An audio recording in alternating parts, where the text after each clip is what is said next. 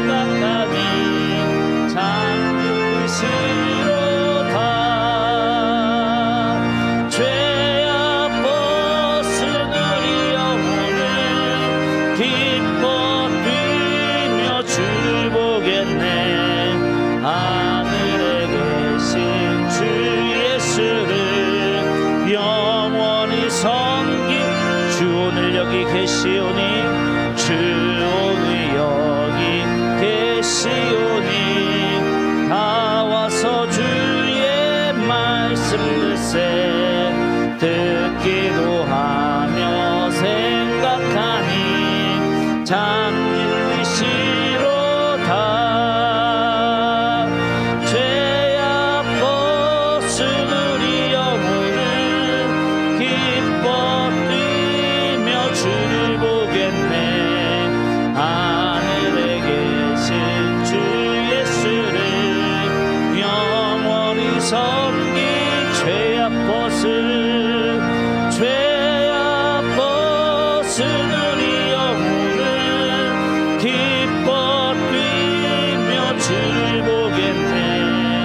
하늘에 계신 주 예수를 영원히 섬기리. 우리 찬송가 546장입니다. 오늘도 우리 믿음으로 우리 함께 이 찬양을 고백하며 나가도록 하겠습니다.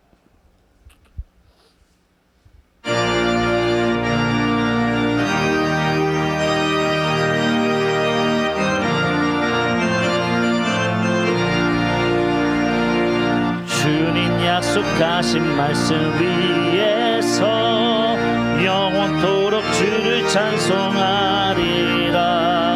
소리 높여 주께 영광 돌리며 약속 믿고 굳게 서리라.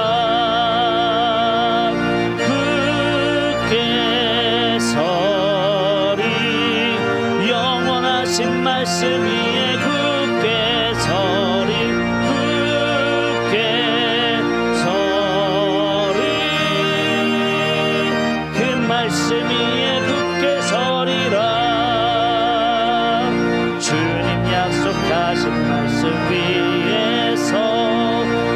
상념여 내게 엄습할 때에 용감하게 힘써 싸워 이기며 약속 믿고 굳게 서리라. 굳게 서리 영원하신 말씀 위에 굳게 서리. 굳게 서리 그 말씀 위에 굳게 서리라. 주님 약속하신 말씀 위에서 영원하신 주의 사랑이 믿고 성령으로 힘써 싸워 이기며 약속 믿고 굳게 서리라. 굳게 서리 영원하신 말씀 위에 굳게 서리. 굳게 서리 그 말씀 위에 굳게 서리라. 주님 약속하신 말씀 위에서 성령 인도하는 대로 행하며 주님 품에 항상 안식 얻으며 약속 믿고 굳게 서리라. 굳게 서리 영원하신 말씀 위에 굳게 서리. 굳게 서리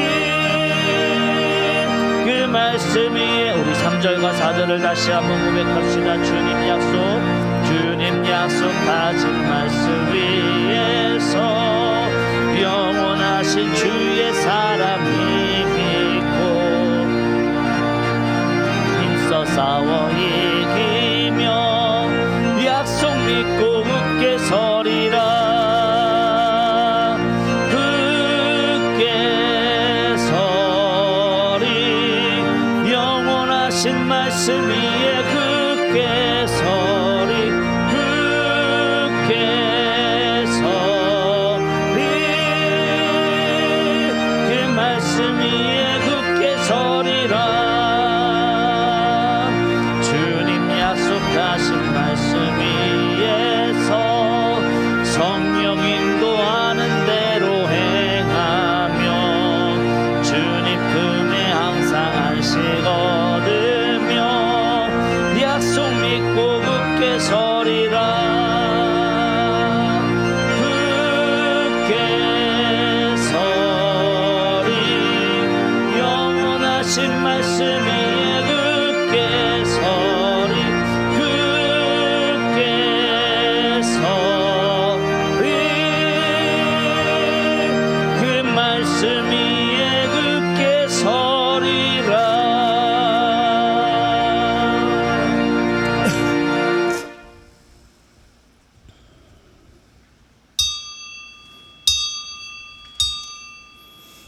하나님은 영이시니 예배하는 자가 신령과 진정으로 예배할지니라. 아멘.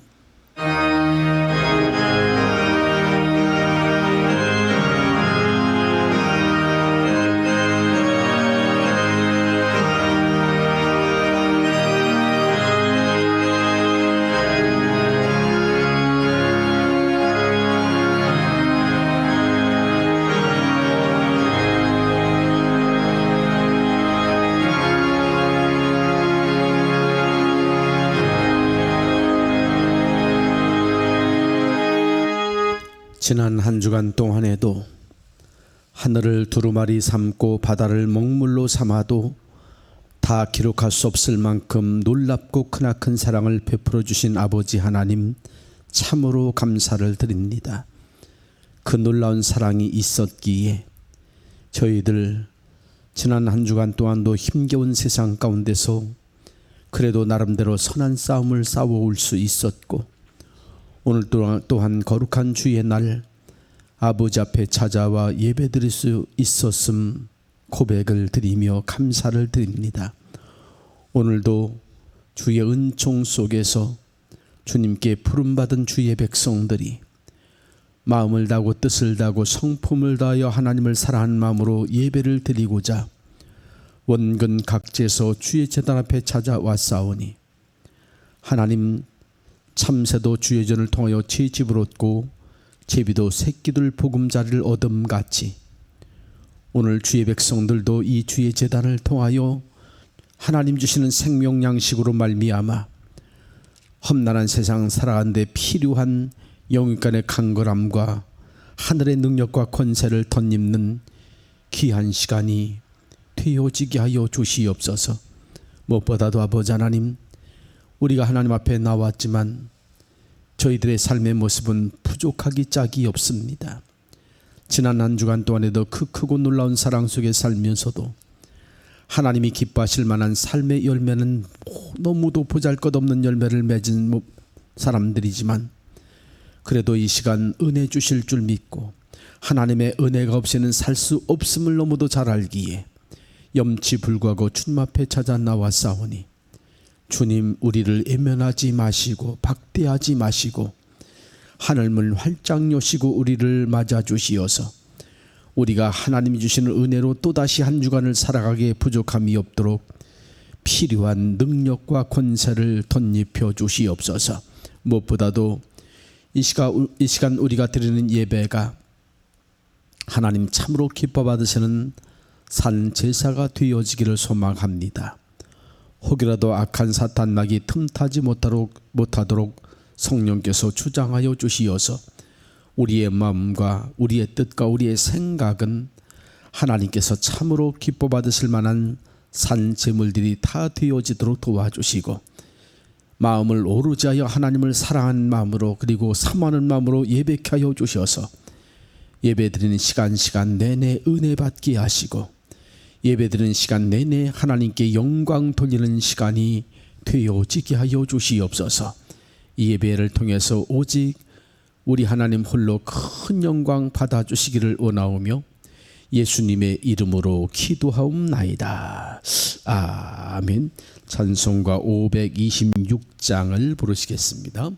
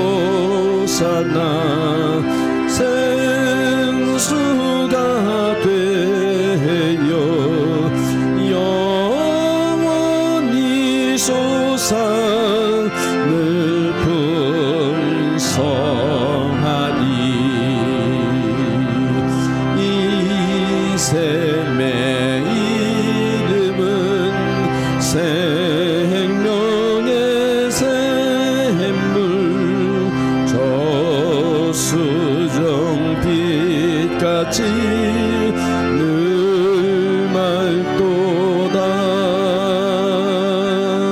어린 양 보좌가 금원이 되어 생명수샘이 늘 그치지 않네.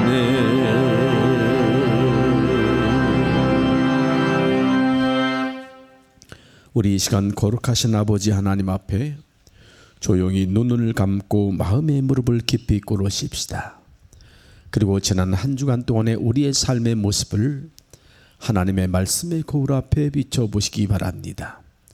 지난 한 주간 동안에도 우리 하나님께서 우리에게 얼마나 큰 사랑과 얼마나 큰 은혜를 베풀어 주셨는지, 그 사랑과 그 은혜 속에 살아온 우리의 삶의 발자취가 어땠었는지 돌아보십시오. 하나님 앞에, 이웃들 앞에, 그리고 나 자신의 양심 앞에조차 거리껴지는 참으로 부족했었고 부끄러웠던 모습들 기억나지 않으십니까? 우리 하나님은 우리가 이렇게 여전히 부족하고 부끄러운 모습으로 살아가고 있음에도 불구하고 우리를 변함없이 사랑하시기에 이 시간에 우리가 진심으로 자백하는 우리의 모든 죄와 허물을 깨끗이 씻어주시려고 준비하고 기다리고 계십니다. 은혜로우신 우리 아버지 앞에 이 시간 조용히 참회의 기도를 드리심으로 부족하고 허물 많은 모습이어도 또다시 우리를 이 모습 이대로 품어주시는 하나님의 크신 사랑을 경험해 보시기 바랍니다.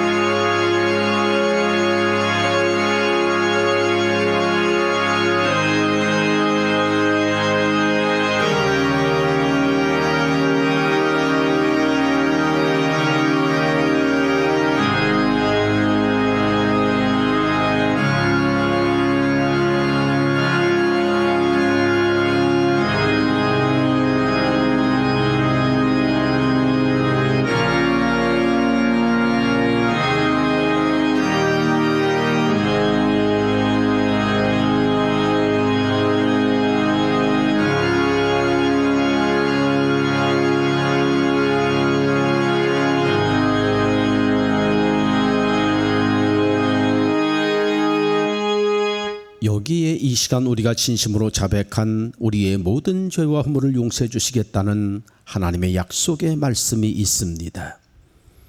여호와의 말씀이니라.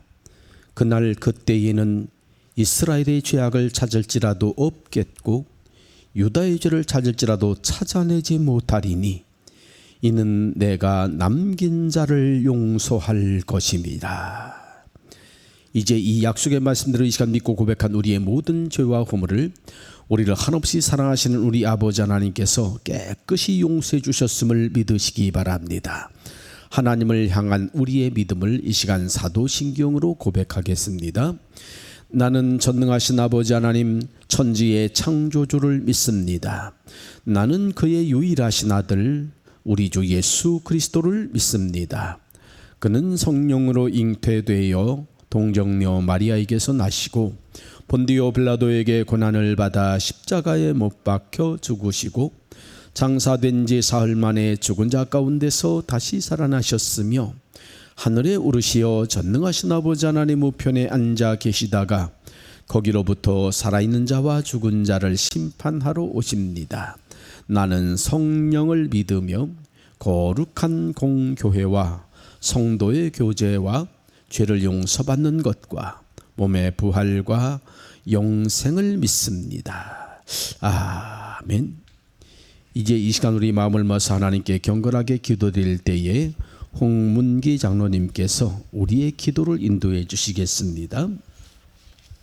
사랑하는 아버지, 지난 한 주간 동안도 저희 삶 가운데 함께하여 주시고 동행하여 주셔서 그 크고 놀라우신 은혜로 지켜 보호하여 주셔서 오늘도 이 자리에 나와 예배로 영광 돌려드릴 수 있게 하여 주시니 진실로 감사드리고 영광을 돌립니다. 항상 우리 교회, 우리 목사님들, 우리 교우들 위해 늘 함께하여 주시고 큰 은혜 위에 은혜로 덮어주셔서 어디로 가든지 무엇을 하든지 주의 뜻 받들어 주신 소명 위하여 달려가고 나아가는 귀한 역사가 일어나게 하옵소서. 여름 집회 앞두고 있습니다.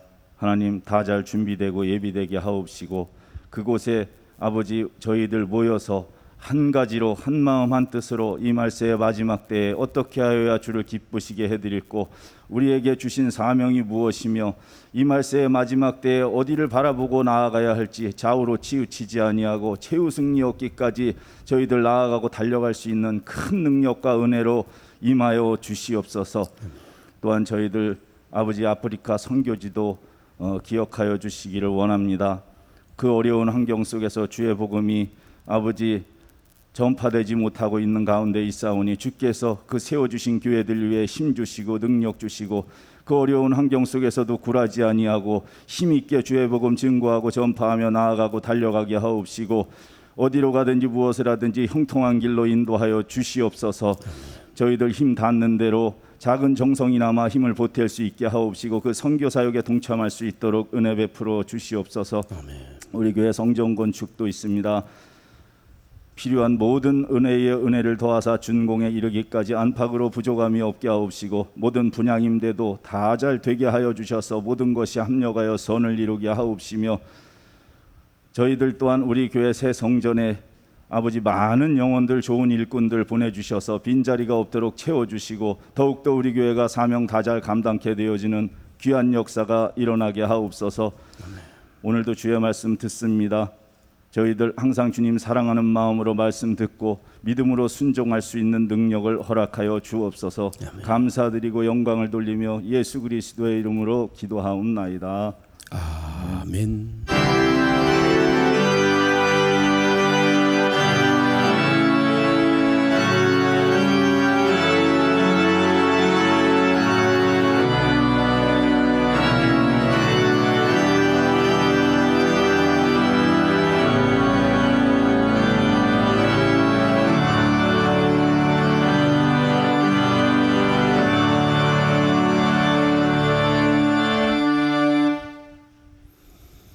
살아계신 하나님께서 이 시간 우리 모두에게 은혜 주실 생명의 말씀은 구약성경 출애굽기 17장의 말씀입니다.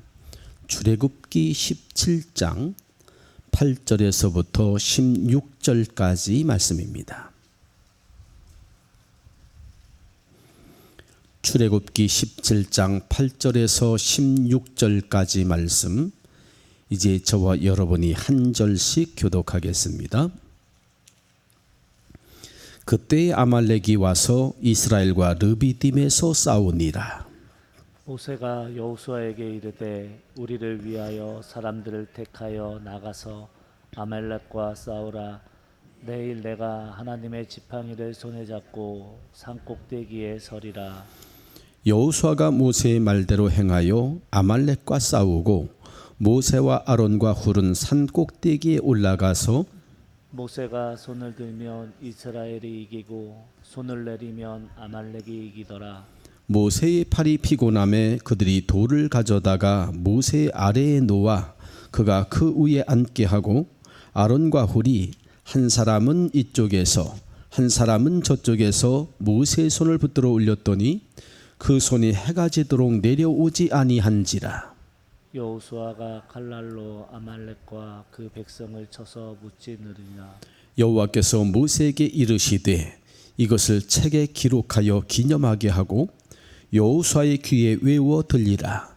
내가 아말렉을 없이하여 천하에서 기억도 못하게 하리라. 모세가 제단을 쌓고 그 이름을 여호와 니시라 하고 이르되 여호와께서 맹세하시기를 여호와가 아말렉과 더불어 대대로 싸우리라 하셨다 하였더라. 아멘. 이 말씀을 가지고 아름다운 손이라고 하는 제목으로 함께 은혜를 나누고자 합니다. 오늘 본문은 이스라엘 백성들이 애굽에서 출애굽한 후에 처음 맞닥뜨리게 된 전쟁에 대한 내용인데, 이스라엘 백성들은 하나님의 놀라운 기적과 은혜로 출애굽을 하게 되었습니다. 젖과 꿀이 흐르는 가나안 땅을 꿈꾸며 출애굽한 것이지요. 근데 막상 애굽을 나오고 보니까 눈앞에 펼쳐지는 상황은 젖과 꿀이 흐르는 땅이 아니라 가도 끝이 없는 황량한 사막, 광야가 펼쳐져 있었습니다. 눈앞에 정말 실망스러운 상황이 펼쳐진 것이지요. 앞에는 홍해바다가 가로막고 있었고 애국 군대가 뒤를 쫓아옵니다. 죽을 줄 알았더니 그래도 하나님께서 홍해를 여셔서 갈라지게 하셔서 구사일생으로 홍해를 건넜습니다. 그렇게 하나의 문제를 해결하고 났더니 그 다음에는 마실 물이 없어서, 사막에서 마실 물이 없어서 고통을 겪게 됩니다. 그 문제를 해결하고 났더니 이제는 또 먹을 것이 떨어져서 백성들이 원망하고 불평하고 낙심을 합니다. 심지어는 애굽으로 돌아가는 것이 좋겠다고 하는 사람들까지 생겨났습니다. 설상가상이라는 말을 아마 이럴 때 쓰는 게 아닌가 싶습니다. 그런 과정 속에서 맞닥뜨리게 된 문제가 바로 오늘 본문에 나오는 아말렉과의 전쟁에 대한 내용입니다. 산 넘어 산, 강 건너 강이라는 말처럼 하나의 문제를 해결하고 나면 또 다른 해결하기 어려운 문제가 닥쳐오고, 그 문제 간신히 해결되고 나면 또 다른 문제가 그들을 괴롭힙니다. 그런데 문제는 그들이 처해 있는 상황이 가도 끝이 없는 사막이었다는 것이지요. 사람이 아무리 능력이 있어도 이렇게 할 수도 없고 저렇게 할 수도 없는, 어떤 방법도, 인간의 어떤 수단도 어떤 방법도 통할 수 없는 사막이라는 것이 문제였습니다.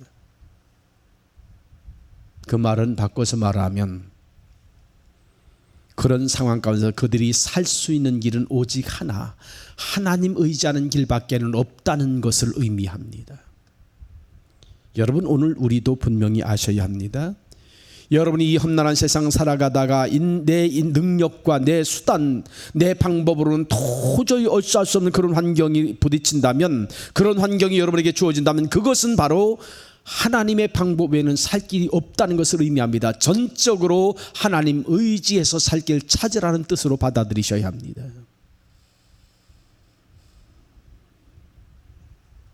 오늘 이스라엘 백성들이 바로 그런 상황에 빠졌어요.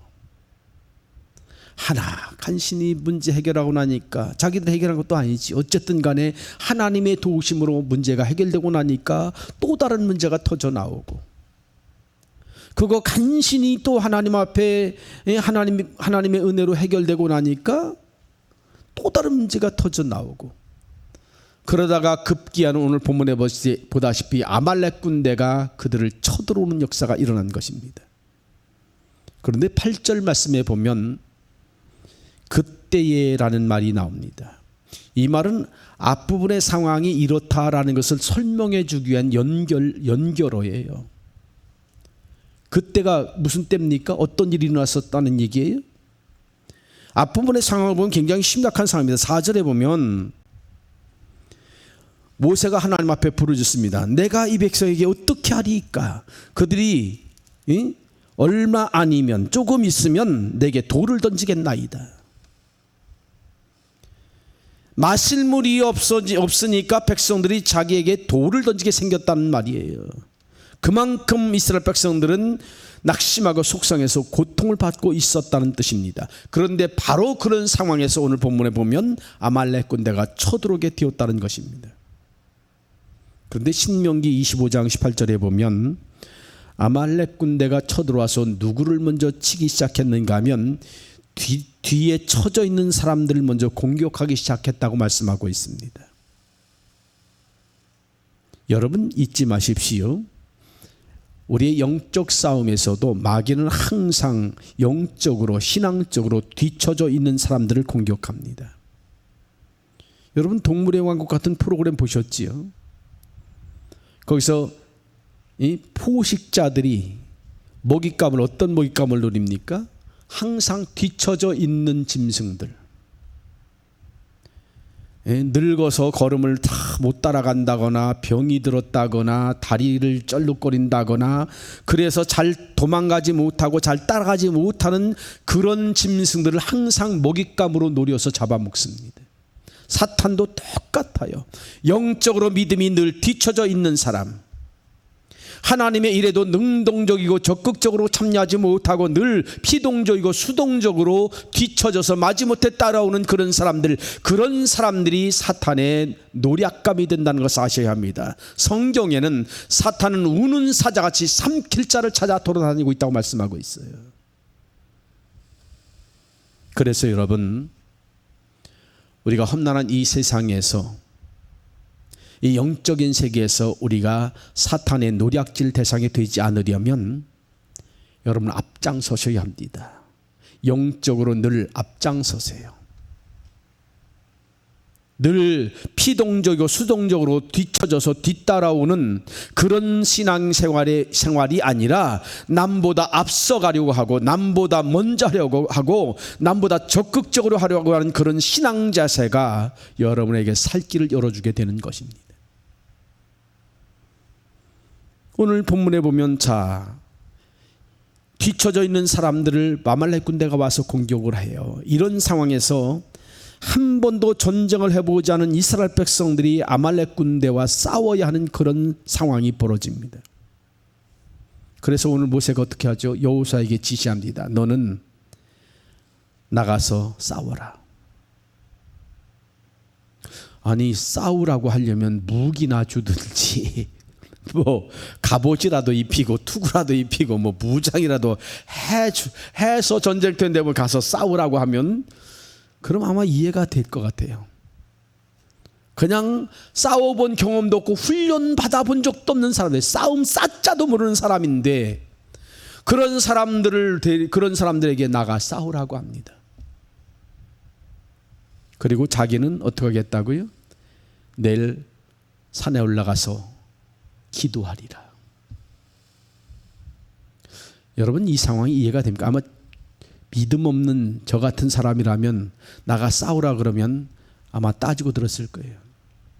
주어야 싸우죠. 칼이라도 주든지 창이라도 주든지 방패라도 주든지 뭐 가지가 싸우란 말입니까? 아마 순종하기 어려웠을 거예요.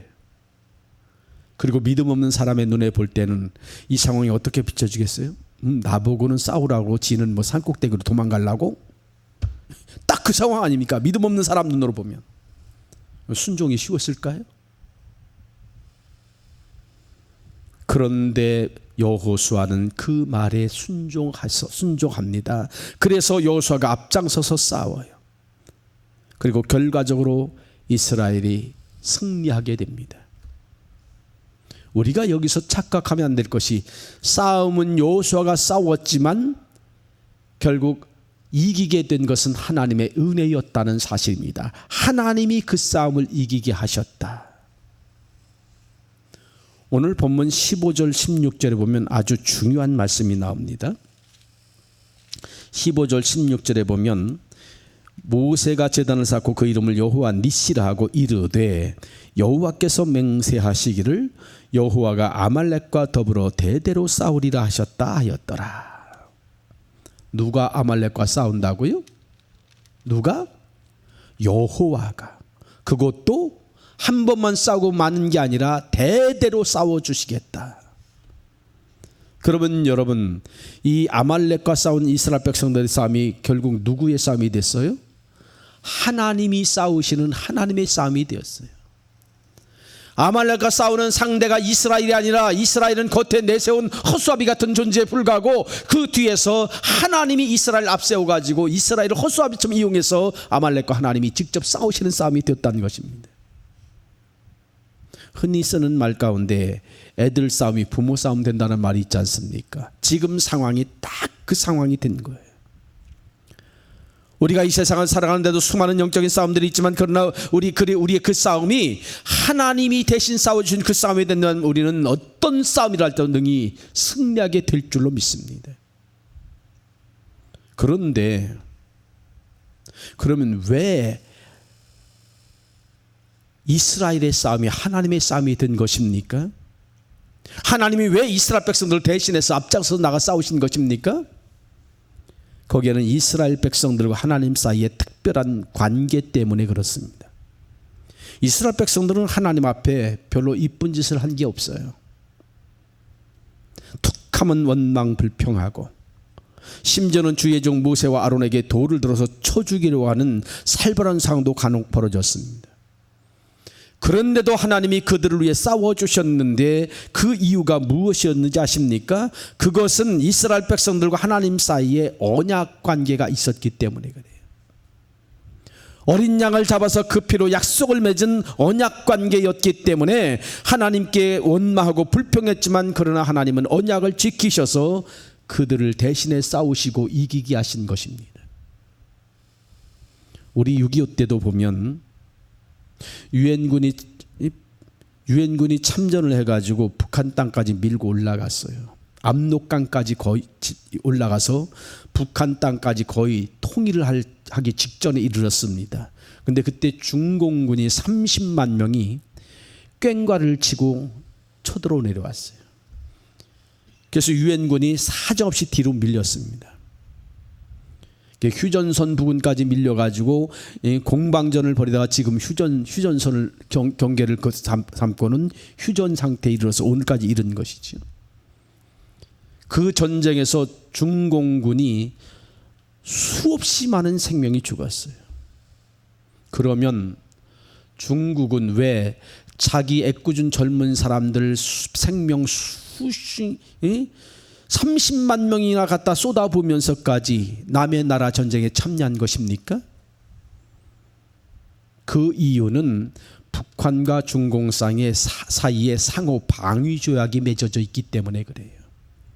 한 나라가 위기에 처하면 다른 나라가 서로 도와주기로 국가 간에, 중국하고 북한 사이에 그런 약속이, 조약이 맺어 있기 때문에, 그래서 북한이 위험에 빠지니까 중국이 도와주게 된 겁니다. 우리나라도 마찬가지예요. 한미 방위 조약이라는 게 있죠. 우리가 위기에 빠지면 미국이 대신 우리를 도와줘서 우리를 지켜주기로 한 약속입니다. 그런데 미국이 우리에게서 손을 떼면 어떤 일이 벌어질까요? 여러분, 그동안 북한이 수도 없이 전쟁 준비를 해오면서도 우리를 침략하지 못한 이유는 바로 미국이 우리를 지켜주고 있기 때문에 그런 거예요. 이 방위 조약 때문에. 트럼프가 대통령으로 있을 때 여러분, 우리나라의 방위비 많이 내라고 압박을 했죠. 그런데 최근 밝혀진 비밀 문서에 의하면 그때 방위비 안 내면 트럼프가 미군 철군하려고 아예 계획 다 세워놨었대요. 우리나라 손 떼려고. 그럼 어떻게 됐을까요, 여러분? 그런데도 우리나라 사람들 가운데는 미군 철군해라, 작전사령권을, 전작권을 우리한테 이양을 해라, 미군 철수해라, 이런 주장을 하는 사람들이 나옵니다. 여러분, 그렇게 되면 누구 좋은 일 시키는 거예요? 결국 우리나라 안에도 지금 공공연하게 빨갱이들이 굉장히 많이 살고 있다는 뜻인 거예요. 바로 그 약속 때문에 목숨 걸고 나와서 지켜준 상황.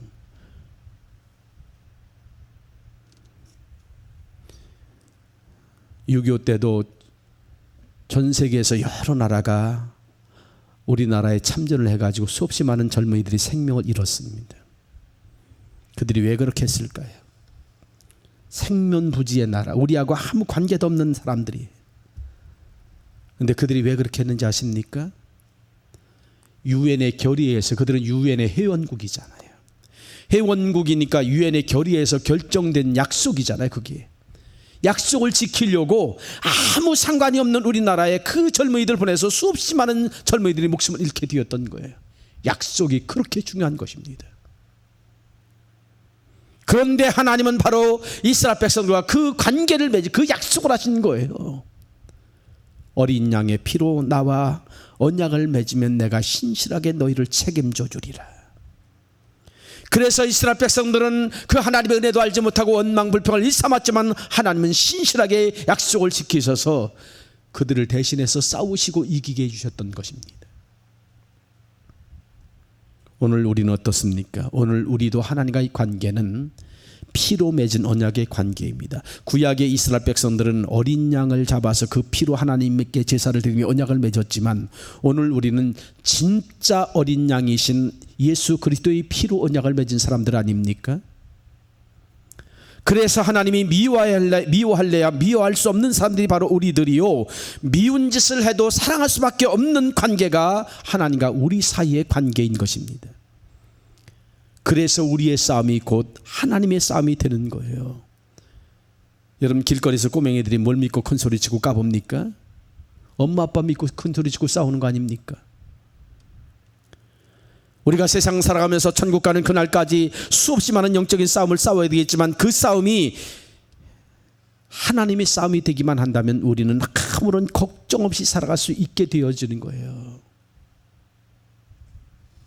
그런데 우리가 알아야 될 것은 그렇게 우리의 싸움이 하나님의 싸움이 되기 위해서는, 다시 말하면 하나님께서 우리를 대신해서 싸우시기 위해서는 반드시 하나님이 그렇게 하실 수밖에 없도록 그런 환경을 만드는 사람들이 있어야 한다는 것입니다.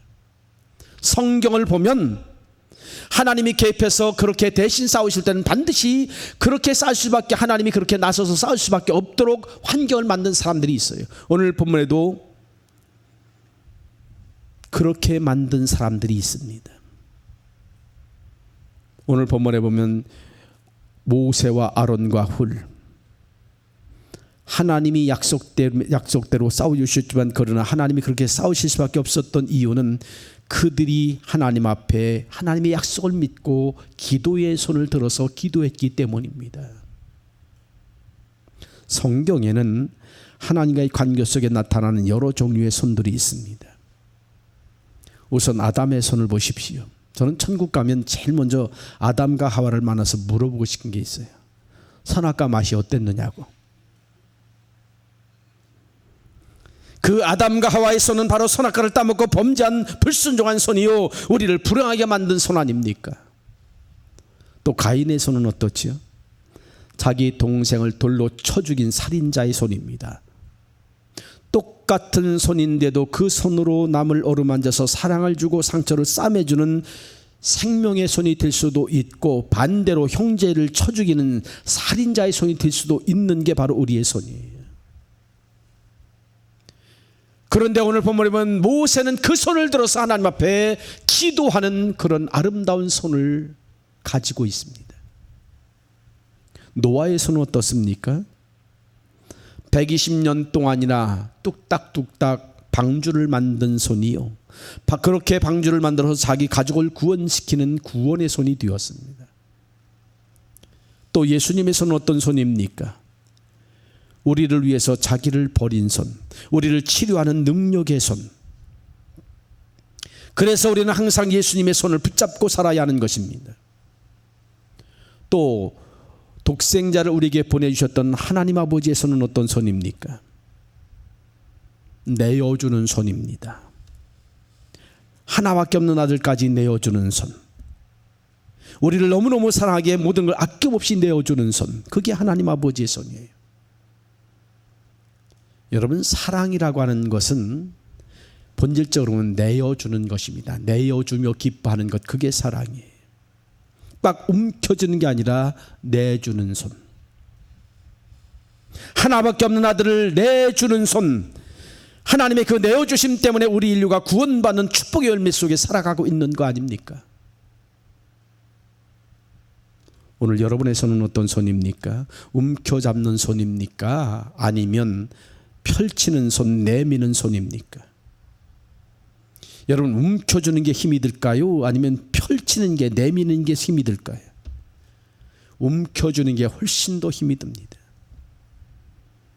펼쳐서 나눠주는 사랑의 손, 섬기는 손, 구원의 손을 가지십시오. 그 손을 가진 사람이 복을 받습니다. 오늘 본문의 아말렉 족속과의 전쟁에도 하나님께서 역사하셔서 이겼는데 그 배후에는 바로 이렇게 거룩한 손, 아름다운 기도의 손이 있었습니다. 먼저 모세의 손이 나오지요. 옛날에 그 모세의 그 손은 사람을 쳐 죽이던 손이었습니다. 그러던 모세가 오늘 출애굽기 17장 4절에 보면 하나님 앞에 하소연을 합니다. 내가 이 백성에게 어떻게 하리까? 그들이 조금 있으면 내게 돌을 던지겠나이다. 하나님 앞에 하소연하고 있어요. 옛날 같았으면 그 손으로 백성들이 돌질하기 전에 모세의 주먹이 먼저 나갔을 거예요.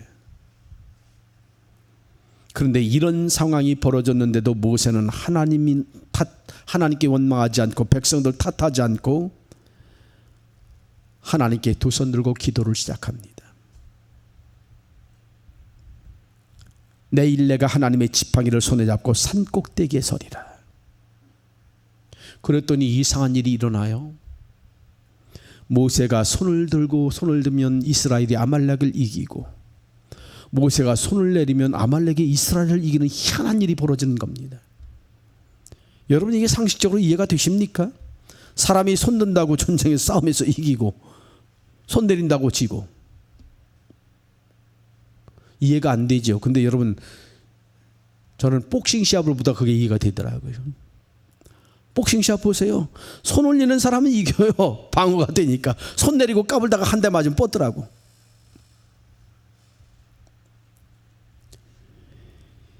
옛날 같으면 사람을 쳐 죽이고 사람을 괴롭히던 그 손이 이제는 하나님 향해서 번쩍 지켜던 나무 위에서 기도하는 그 거룩한 손, 기도의 손이 된 것입니다.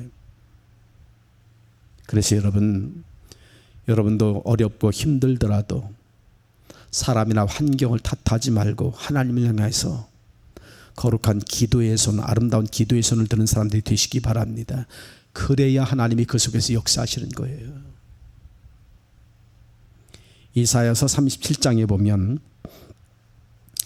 아수르의 사네립 왕이 대군을 이끌고 와서 예루살렘을 포위하고는 항복을 하라면서 하나님을 모욕하고 저주하고 조롱하는 편지를 히스기야 왕에게 써보냅니다.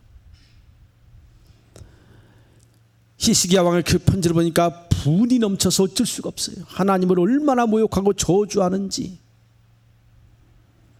근데 히스기야 왕은 사람이나 이웃 나라의 도움을 요청하지 않고 성전에 올라가서 하나님 앞에 그 편지를 펼쳐놓고는 하나님 앞에 기도의 손을 듭니다. 하나님, 보십시오.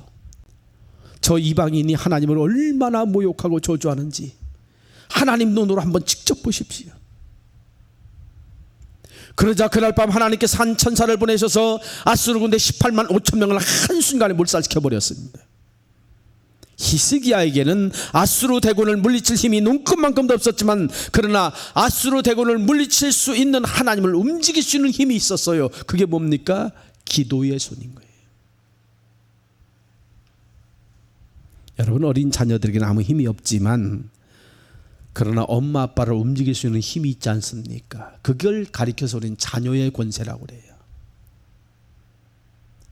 그래서 요한복음 1장 12절에 보면 하나님이 이렇게 말씀하셨습니다. 영접하는 자, 곧 그 이름을 믿는 자들에게는 하나님의 자녀가 되는 권세를 주셨으니, 이 하나님의 자녀가 되는 권세를 받기만 하면 우리는 아무 힘이 없어도 우리의 아버지가 되신 하나님께서 우리를 대신해서 싸워주시고 우리를 책임져 주시는 역사가 일어나는 겁니다.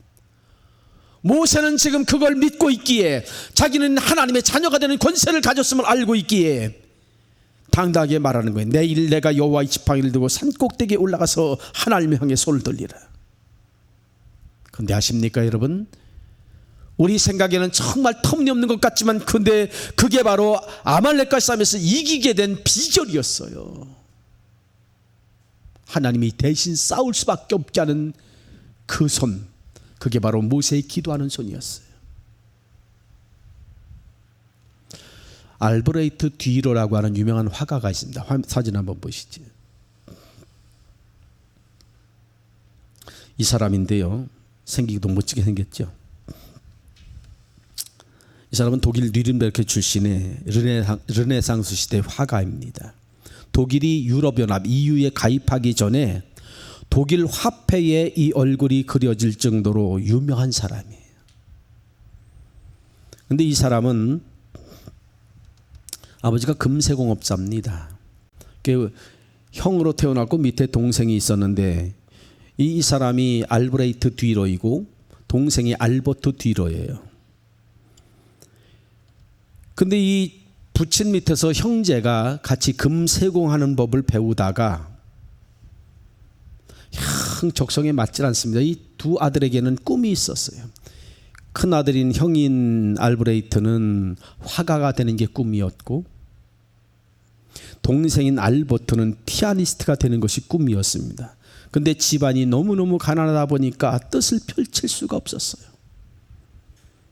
그래서 하루는 두 형제가 궁리를 하다가 동전 뒤집기 내기를 냈습니다. 그래서 이기는 사람이 먼저 공부를 하고 지는 사람은 돈을 벌어서 학비를 대주기로 그렇게 약속을 하고는 동전 뒤집기 내기를 냈습니다. 그렇게 해서 형인 알브레이트가 내기에서 이겼습니다. 그래서 누른베르크 아카데미에 들어가서 4년 동안 그림 공부에만 전념을 했고 그동안 동생 알버트는 석탄 광산에서 죽도록 고생스럽게 일을 해가지고 돈을 벌어서 형의 뒷바라지를 했어요.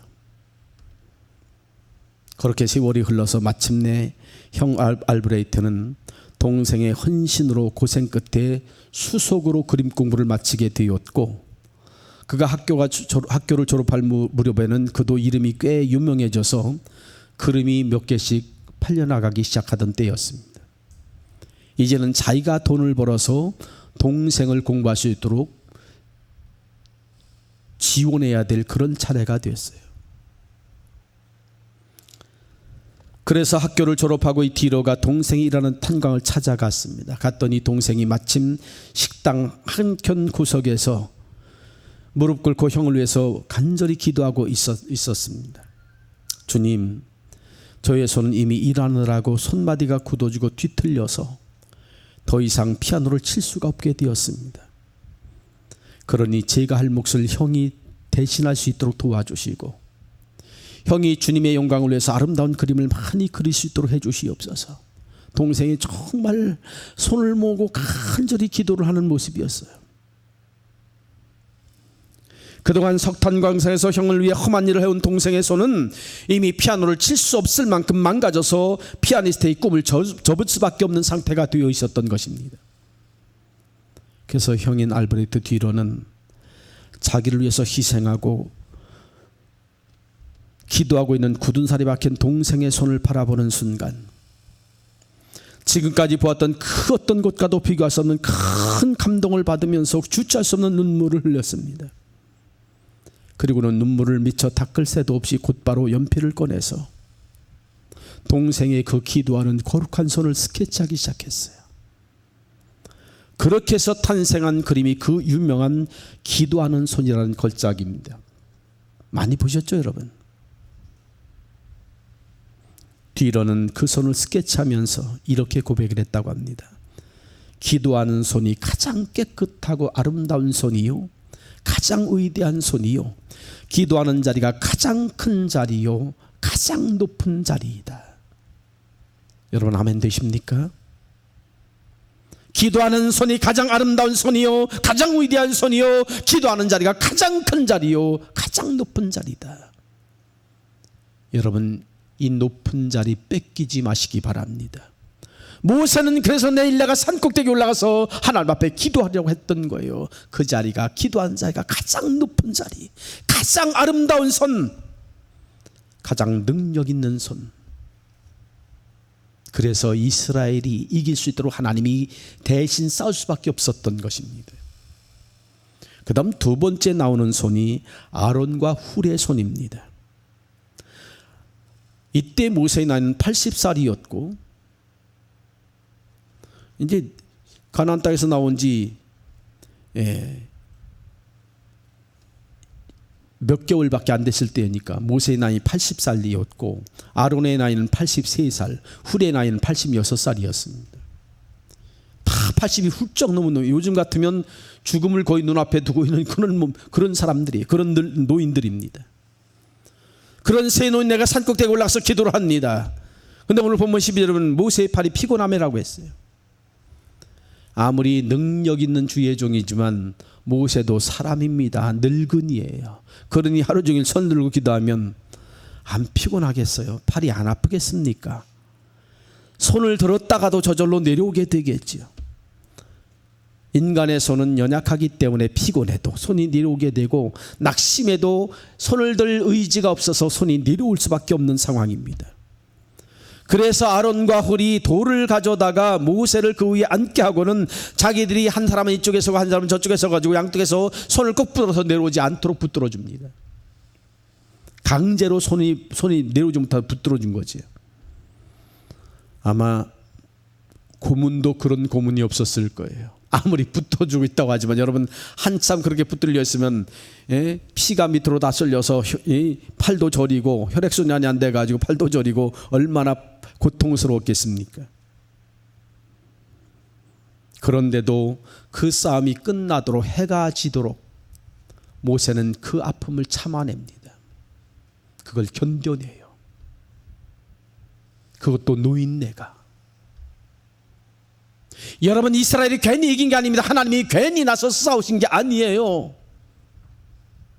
그런 희생이 있었고 그런 헌신이 있었기에, 그 눈물겨운 헌신이 있었기에 하나님이 그걸 보고 감동받으셔서 대신 나서 싸우실 수밖에 없었던 것입니다.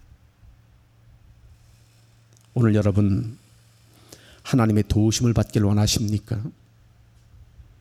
그렇다면 모세처럼, 아론처럼, 훌처럼 헌신하십시오. 몸이 아프고 고통스럽고 괴로워도 그런 희생의 대가가 지불되어져야만 하나님의 도우심의 역사가 여러분 삶에도 나타나게 되어지는 거예요. 목회하면서 가만히 보면 교인들 가운데는요, 시기심, 질투심 때문에 다른 사람 손을 못 올리게 하는 사람이 간혹 있더라고요. 누가 새신자가 나서서 무슨 일을 하려고 하면 견제하면서 못하게 해요. 너무 나서지 말라고, 너무 나대지 말라고. 주의를 하려다 그래서 실족하는 사람 여러 사람 봤습니다. 그런 사람 복을 받을까요? 하나님이 그런 사람 기도 들으실까요? 하나님이 그런 사람 위해서 일하실까요? 아론처럼, 홀처럼, 모세처럼 아파도 남이 손이 내려오지 않도록 옆에서 붙잡아주는 사람, 옆에서 도와주는 사람, 하나님은 그런 사람을 통해서 일하시고 그런 사람을 도우시는 거예요. 오늘 여러분도 그런 손이 되시기를 바랍니다. 예수님께서 십자가를 지고 가실 때에도 아름다운 손이 있었습니다.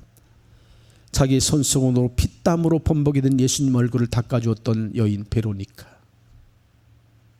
지금도 성순례를 가보면 예수님이 쓰러져서 베로니카가 손수건으로 예수님 얼굴을 닦아주었던 바로 그 자리에 기념교회가, 베로니카 기념교회가 세워져 있어요.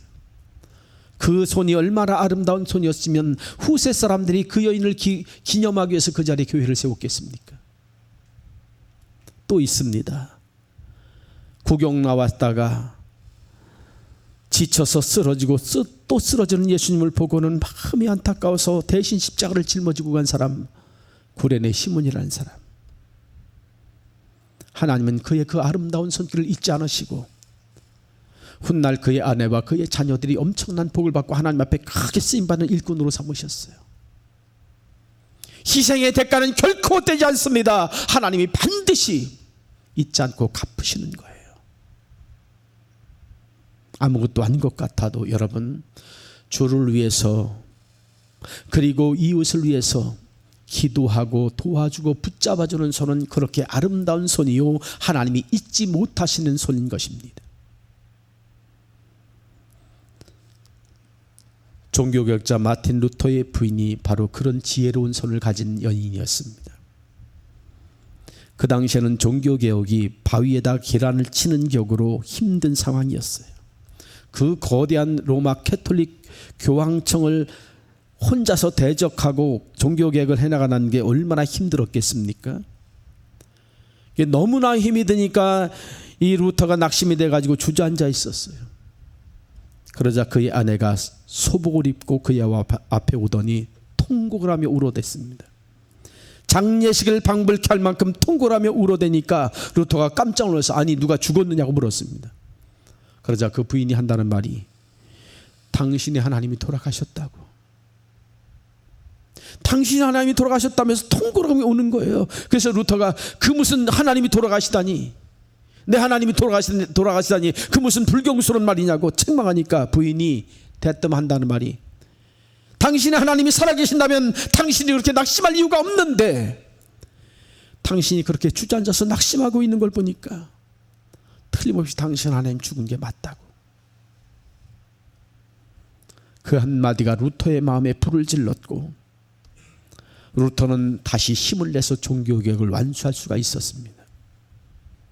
여러분, 꺼져가는 불더미 속에 불씨 하나만 있어도 그 가운데 기름을 부어줄 줄 아는 그런 협력하는 손, 도와주는 손을 가지시기 바랍니다. 오늘 성경을 보면 아론과 훌의 그 손 때문에 모세의 손이 내려오질 못하게 되었어요. 모세의 손이 못 내려오니까 하나님이 그 싸움에서 승리하도록 역사하셨던 것 아닙니까? 그러므로 여러분, 주저앉히는 손이 되지 말고 남을 붙들어 일으키는 손이 되십시오. 손을 들고 있는 사람이 있다면 어렵고 힘들 때 쫓아가서 붙들어줘서 그 손이 지쳐 내려오지 않도록 도와주는 그런 손이 되시기를 바랍니다. 마지막 세 번째로는 여호수아의 손이 나옵니다. 여호수아의 손은 어떤 손입니까? 앞장서서 나가서 일하는 손입니다. 오늘 본문 9절을 보면 모세가 뭐라고 말을 합니까? 우리를 위하여 사람을 택하여 나가서 아말렉과 싸우라. 이건 현장에 나가서 앞장서서 일하라는 명령이에요. 한 번도 싸워본 경험도 없고 훈련도 받아본 적이 없고 손에 제대로 된 무기가 하나도 없는데도 나가서 싸우라고 하니까 여호수아는 아멘하고 나갑니다. 저 같았으면 못 나갔어요. 나가서 나보고 죽으라는 소리입니까? 하고 아마 못 나갔을 거예요. 여러분, 잊지 마십시오. 하나님이 함께 하시면 내 손에 들려있는 무기가 무엇이냐 하는 건 별로 중요한 문제가 아닙니다. 정말 중요한 문제는 하나님 말씀하면 내가 온전히 과연 순종할 수 있느냐 하는 게 더 중요한 문제예요. 무기보다 더 중요한 게 순종할 수 있는 믿음이 더 중요하다는 거예요. 여러분, 다윗을 보십시오. 골리앗과 싸우러 나갈 때 그 손에 조약돌 몇 개만 들려 있었는데도 하나님이 그 다윗의 손을 가지고 크게 역사하셔서 골리앗을 쓰러뜨리지 않았습니까? 하나님께서 역사하실 때는 손에 어떤 무기를 가졌느냐 하는 것보다 그것을 손에 들고 순종해서 현장으로 나갔느냐 하는 게 더 중요한 문제예요. 그런데 여호수아의 손은 바로 그렇게 순종하는 손이었고 헌신하는 손이었어요. 어떤 개척교회에서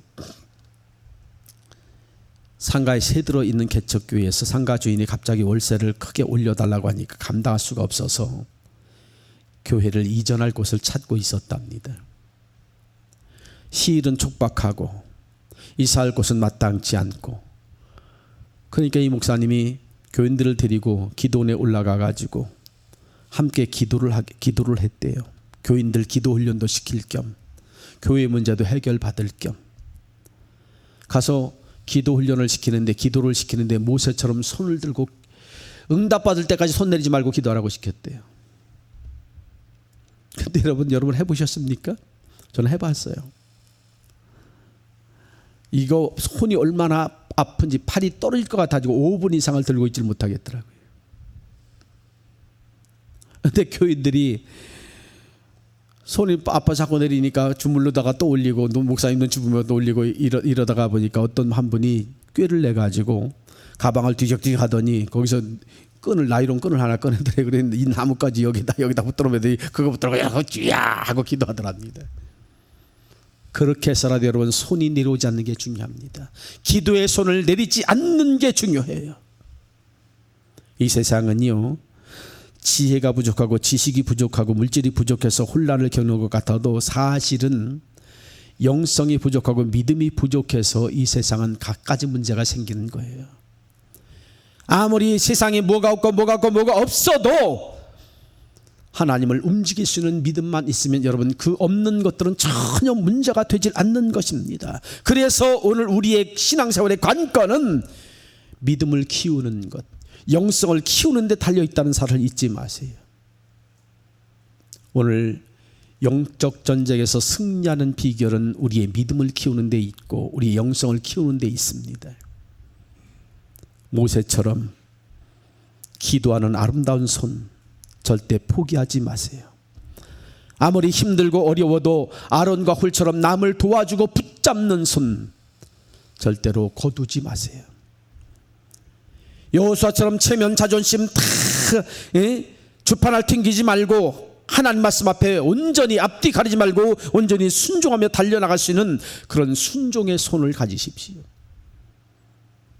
여러분이 이런 손을 가질 수만 있다면 하나님은 여러분 일생을 통해서 천국 가는 그날까지 영적 전쟁에서 여러분을 대신해서 싸워주실 것이고 여러분에게 승리하는 삶을 살게 해주실 것입니다. 여러분 모두가 이 축복의 주인공들이 되시길 주의 이름으로 축원합니다. 기도하십시다. 그렇습니다. 하나님, 오늘을 살아가는 우리에게 무엇이 문제입니까? 믿음 없는 것이 문제요, 영성이 부족한 것이 문제라는 것을 오늘 말씀을 통해 깨닫게 되었습니다. 그럴 때마다 모세처럼 아론처럼 훌처럼 여호수아처럼 우리 기도의 손을 들게 하시고 어려움에 처해 있는 이웃을 열심히 돕는 손을 가지게 하시고 여호수아처럼 모든 계산 다 내려놓고 하나님 말씀 앞에 아멘으로 순종하시는 믿음의 손을 허락하여 주시어서 우리 모두도 이 험난한 세상 살아가는 동안 우리의 믿음 때문에 하나님이 대신 싸워주셔서 영적 전쟁에서 늘 승리하는 삶을 살아가는 축복의 주인공이 되어지게 하여 주시옵소서. 예수님의 이름으로 기도하옵나이다. 아멘. 찬송가 135장 2절과 3절만 부르겠습니다.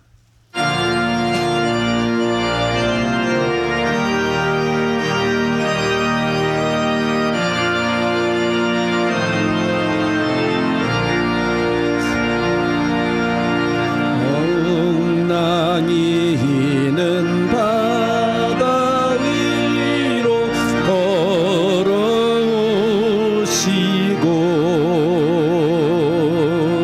갈릴리의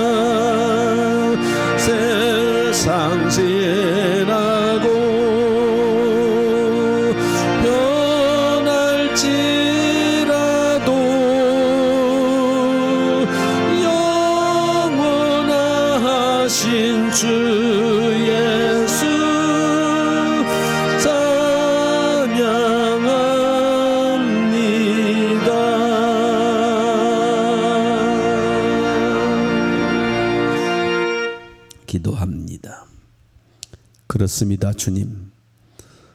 주님은 어저께나 오늘이나 영원토록 변함없이 우리를 사랑하시건만 한결같은 사랑으로 우리를 돌봐주시고 도와주시고 계시건만 우리는 믿음이 부족하고 기도가 부족하여 그 하나님의 사랑을 그리고 그 하나님의 섭리하심을 느끼지 못하고 깨닫지 못하며 죄를 지으며 살 때가 얼마나 많은지 모릅니다.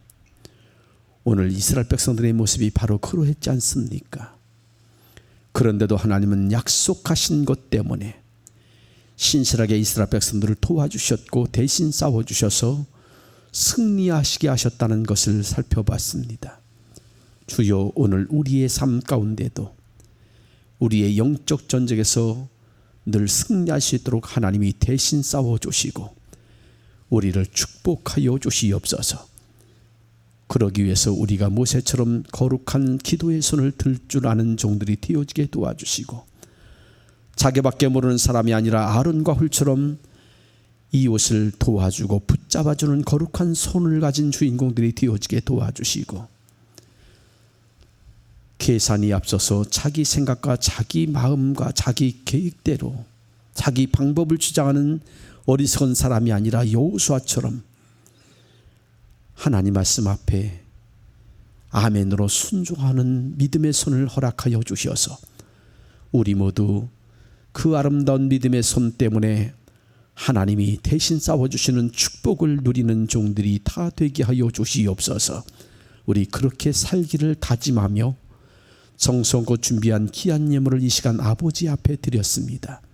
이제 하나님 손에 들려져 있사오니 하나님 그 귀한 예물 축사하시고 들어서 주셔서 쓰면 쓰고 써도 부족하지 않도록 도와주시고 쓰고도 오히려 12광줄이나 남음이 있는 놀라운 역사가 일어나도록 하나님 친히 역사하여 주시옵시며 그럴 때마다 하나님 영광 받아주시고 영적으로 배고파 줄여있는 많은 영혼들이 영적으로 배불리 먹을 수 있도록 하나님 생명 양식을 끊임없이 그들의 귀에 들려주시옵소서. 그래서 구원받는 자가 날마다 더해지게 도와주시고 그럴 때마다 이 예물 드린 귀한 종들 많은 사람을 옳은 대로 돌아오게 한 자는 하늘의 별처럼 영원토록 비치리라고 한 약속처럼 살아가는 종들이 하늘나라의 별처럼 비치는 존재가 되게 도와주실 뿐 아니라 이 땅에 사는 동안도 축복의 통로가 될 수 있도록 아브라함처럼 복의 근원이 되시도록 하나님 복의 복을 7배나 더하여 주시옵소서.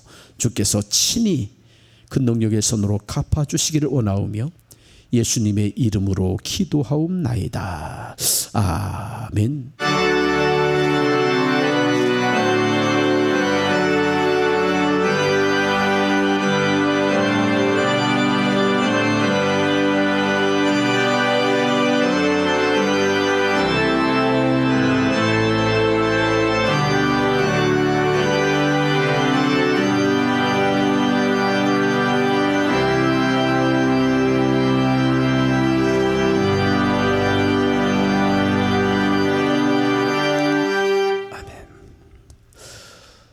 광고 말씀을 드립니다. 방역 조치가 강화돼서 예배드리는데 좀 많이 불편함이 있지만 그래도 이렇게라도 예배드릴 수 있으면 얼마나 감사한지 모릅니다.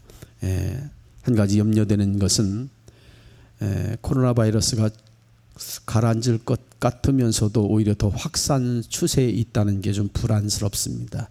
영국은 하루에 감염자가 확진자가 5만 명이 넘고 인도도 하루에 4만 7천 명씩 감염자가 확진자가 늘어나고 있습니다. 이 모두가 인도에서 발생한 델타 변이 바이러스 때문에 그렇게 되어지고 있다고 합니다. 인도 사람들은 중국에서 들어간 시노백인가 뭔가 하는 백신을 맞았는데 효과가 전혀 없어서 그렇게 감염자 그리고 사망자가 속출을 하고 있다고 그래요.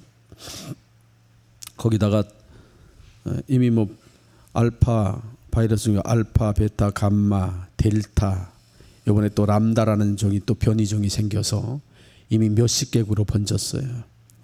그건 또 더 전염률이 아주 치명적으로 높다고 하고 치사율도 더 훨씬 높다고 합니다. 그러니까 사람들이 자꾸 방어를 하면 할수록 바이러스는 더 똑똑해가지고 더 발빠르게 사람들의 그 방어망을 뚫는 것 같아요.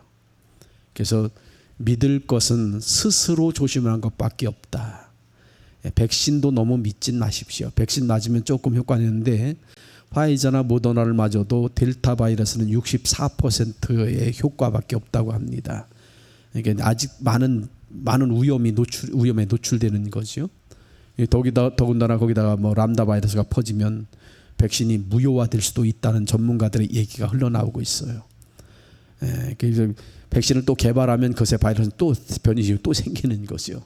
그러니까 이 코로나 바이러스는 제가 보기에는 그래서 전문가들 그렇게 얘기를 하더라고요. 없어지는 게 아니고 감기처럼 늘 이제 달고 살아야 된다. 함께 살아야 된다. 그러려면 조심할 수밖에 없습니다. 특히 우리나라 같은 경우는 모든 뭐 방역을 잘했니 어찌니 떠들어대지만 결국 제가 보기에는 백신만 준비했으면 문제가 없어요. 백신을 준비해 놓지 않고 뭐 방역 잘했다 떠들어댈 때마다 더 확산되는 그런 패턴이 반복되어 오고 있습니다. 가만히나 있었으면 더 확산되지 않았을까 하는 생각도 드는데 어쨌든 간에 조심할 거는 각자가 조심하는 것밖에 없다 생각하는 것을 기억하시고 방역에 철저하게 여러분이 힘써 주시기를 부탁을 드립니다. 그리고 성전 건축에서 기도해 주시고 또 선교 사역 위해서도 잊지 마시고 기도해 주시기를 당부를 드립니다. 다른 광고 사항은 공지 사항을 참조하시고 주보를 또 참조하시기 바랍니다. 이제 복음성가 너는 시냇가에 심은 나무라 찬양하신 후에 축도로 예배를 마치겠습니다.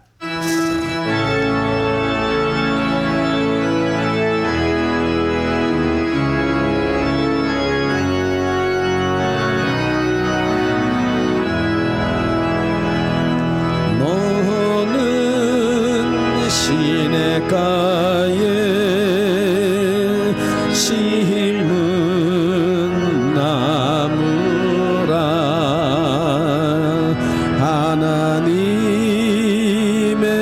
사랑 안에 믿음 뿌리 내리고 주의 뜻대로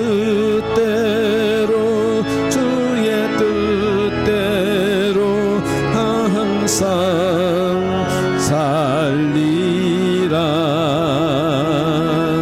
주의 시절을 쫓아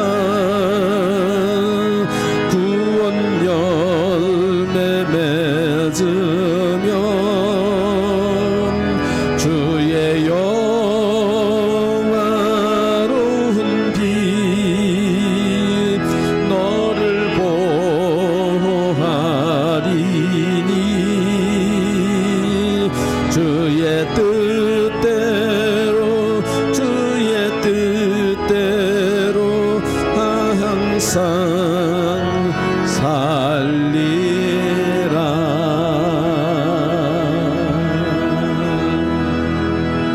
기도합니다.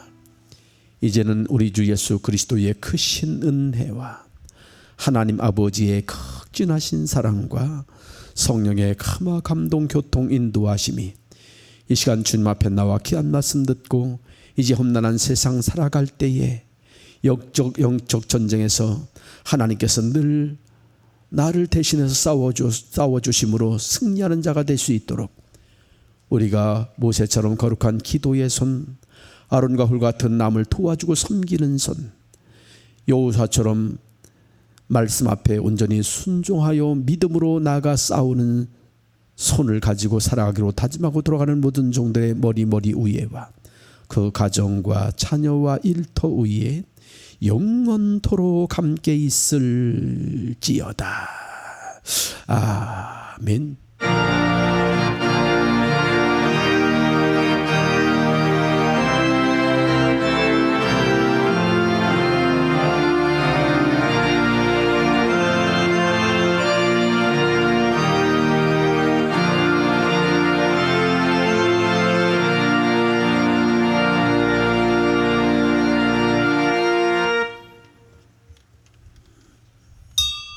예배를 마칩니다. 하나님께 영광의 박수 돌립니다. 수고들 많이 하셨고요. 불편하더라도 후문을 이용해서 돌아가 주시면 감사하겠습니다.